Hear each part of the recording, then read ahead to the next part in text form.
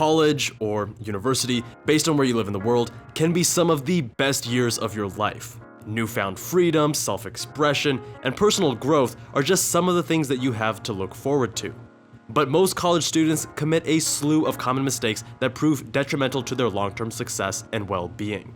Here are 10 common college mistakes to avoid. Dr. Jabal, MedSchoolInsiders.com. Number 1, assuming university is like high school. If you think your high school AP classes prepares you for college, you're gonna have a bad time. To be frank, you skating your way through high school and getting straight A's isn't really anything special.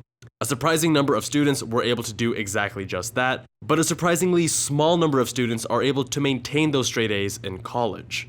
I've gone over how to study effectively and live life more efficiently in previous videos. These videos are both jam-packed with high-yield information that I learned over years of optimizing my own systems both in college and in medical school. If you practice the advice from these 2 videos, you'll be far ahead of most of your classmates.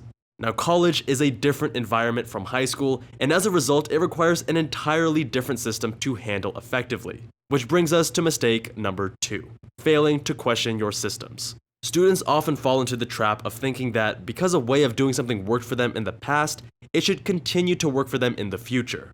While the study strategies and tools I teach on this channel will take you far, a certain element of thinking for yourself must come into play. What works for one person may not work for another, and vice versa. For example, some students attend class religiously, and others prefer to skip class. And skipping class isn't always a bad thing. In fact, for some students, it may even facilitate them getting better grades. But you have to be honest with yourself. If you have the discipline to watch podcasts of your lectures without falling behind, then the benefits of skipping class may outweigh the drawbacks. On the other hand, if you know it'll be easier for you to pay attention, take notes, and stay track in class versus on your own, then prioritize being there in person. There are several other factors to keep in mind. What time is lecture? Is it possible for you to be alert and pay attention, or are you easily distracted in this class? Do you vibe well with the professor, or are you better off learning from the book? This sort of critical thinking and self-experimentation is key not only for your success in college, but even more so in medical school and beyond as a future physician. Don't blindly follow advice from anyone, myself included. Always question what you're being told, and even question what you yourself are thinking. Number 3, the I'll sleep when I'm dead mentality. I used to be guilty of this one too. While I may not have grown up much since those days, I've at least outgrown this idiotic mindset. For a multitude of reasons, students brag about their sleep deprivation, wearing it like a badge of honor. The reality is that adequate sleep is necessary to perform optimally, and no, you're not an exception to that rule. The top performers in the world don't willingly deprive themselves of sleep, so why should you? In fact, if you're consistently not getting enough sleep, it says less about your dedication or your work ethic and more about your poor time management skills. You're busy, I get it. We all are. In residency, I was working 80-hour work weeks in the hospital and the operating room, studying for my cases and boards, preparing plastic surgery presentations, and working on 2 businesses all at the same time, while still getting more sleep than many college students. It wasn't easy, but by ruthlessly optimizing how I spent my time, I was able to get more done than I ever thought possible. The first step is prioritizing sleep just as you would prioritize anything else that is important in your life. I have an entire sleep playlist that covers everything you need to know to sleep like a pro. Number 4, not budgeting. As a college student, this is your first time living on your own. With that added fun and freedom comes added responsibility, and a big part of Adulting 101 is getting a handle on your finances. Unfortunately, the education system in the United States does not place enough emphasis on financial literacy and competence. It's really quite simple, but often misunderstood. For example, you should never be carrying a balance on your credit cards, but many people still do. Now, personally, I'm not from a financially privileged background, so along the way I learned some hacks to get by with less. For example, through taking advantage of credit card rewards, I have flown to over 36 cities in the past few years for free. If you want to see me make a video about how to optimize credit card rewards so that you can do the same, let me know with a comment down below. For now, establish your financial fundamentals. That means budgeting and using an app like You Need a Budget, or my personal favorite, Mint. Practice restraint and prioritize your spending. I'm not saying you should never blow money on a trip to Six Flags or Disneyland, but such expenses should be very infrequent and accounted for in your monthly budget. Number 5, not practicing restraint on social media.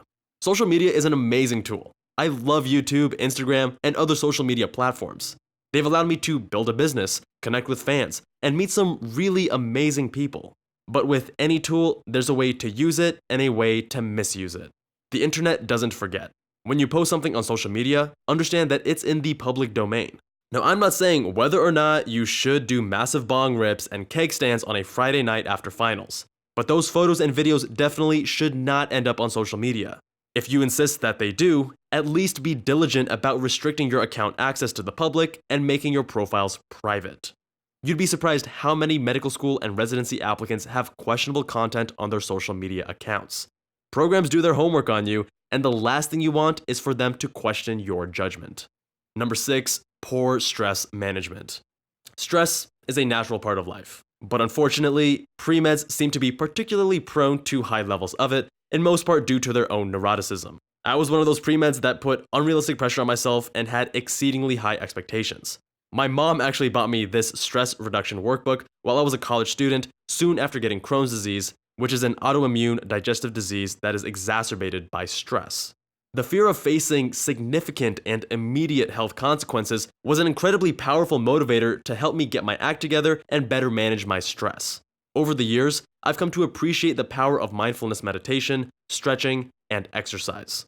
Stress ultimately comes from unhelpful self-talk and negatively framed perceptions of your world. I've gone over how to reframe these challenges in my recent Stoicism for Students video. But being able to reframe this self-talk first requires a greater awareness of the voice that is constantly chattering away in your head. You may be thinking, what voice in my head? That's the one. Mindfulness meditation frees you from the suffering that is inevitable from these automatic thoughts controlling your life. I've gone over the scientific evidence behind mindfulness and how to practice it in a previous video. In addition to meditation, stretching, weights, and cycling have also helped me, but experiment for yourself to see how you can best dissipate your own stress. These activities are helpful tools, but at a foundational level, adopting habits and mindsets to reframe your challenges will likely prove most beneficial. Number 7, not picking your friends wisely. As they say, you're the average of the 5 people you spend the most time with. Now, there's nothing magical about the number 5. The rule is that the more time you spend with someone, the more that person and their lifestyle and their habits will influence you as well. Think of yourself as being a weighted average of all the people that you associate with. For that reason, I always strive to spend time with people that I feel are better than me in at least one or more ways. I want to always be learning and improving myself. In college, I suggest you befriend those who are doing well in class, who also have healthy social lives and are able to take care of their health, both with exercise and nutrition. Getting these foundations dialed in is the first step. From this solid foundation, you can further optimize your performance in school, set yourself up for a successful career after college, and push your own limits both personally and professionally. Number 8, not studying like a medical student. If I could go back in time, I wish I could teach myself day 1 in college how to study better. I used to take notes in the PowerPoint comment section, passively read my notes multiple times sequentially, and never made use of condensed notes or flashcards. Medical students are known for having to learn an immense quantity of information in an insanely short period of time. For that reason, we can look to the habits and strategies of those successful medical students to improve our own performance in college.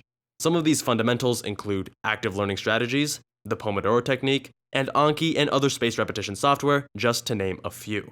Learning how to learn is one of the ultimate meta skills, as it will make everything you do moving forward that much easier. That means organic chemistry and anatomy instantly become easier, and studying for things like the MCAT or USMLE Step 1 feel less like pulling teeth and more like rewarding opportunities.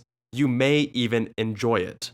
I've gone over the study strategies I personally use to achieve a 99.9th percentile MCAT score and stellar results at a top medical school in a previous video. Link in the description below.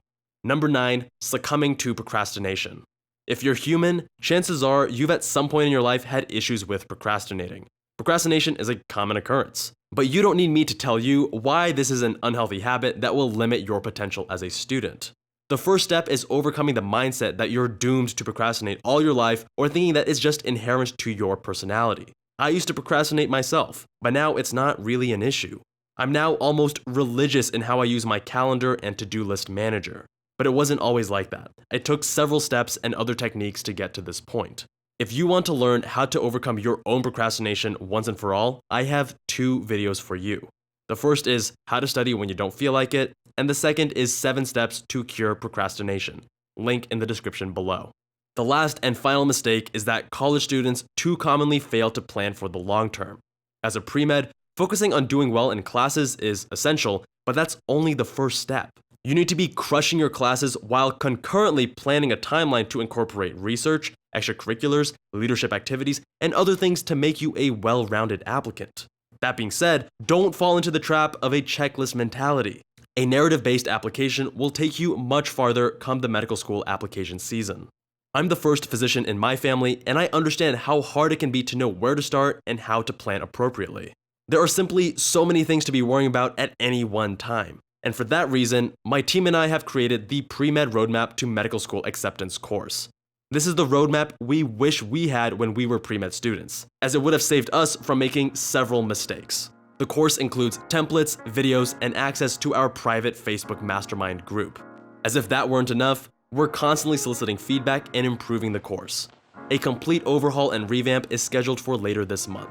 The first 25 customers to sign up will receive 25% off their purchase with the coupon code ROADMAPREVAMP, link in the description below. Thank you all so much for watching. What other college student mistakes did I miss? Let me know with a comment down below. New videos every Saturday morning, so make sure you're subscribed. If you want to chat with me in real time, hit the notification bell because I'm in the comments for the first hour after a video uploads. Much love to you all, and I will see you guys in that next one.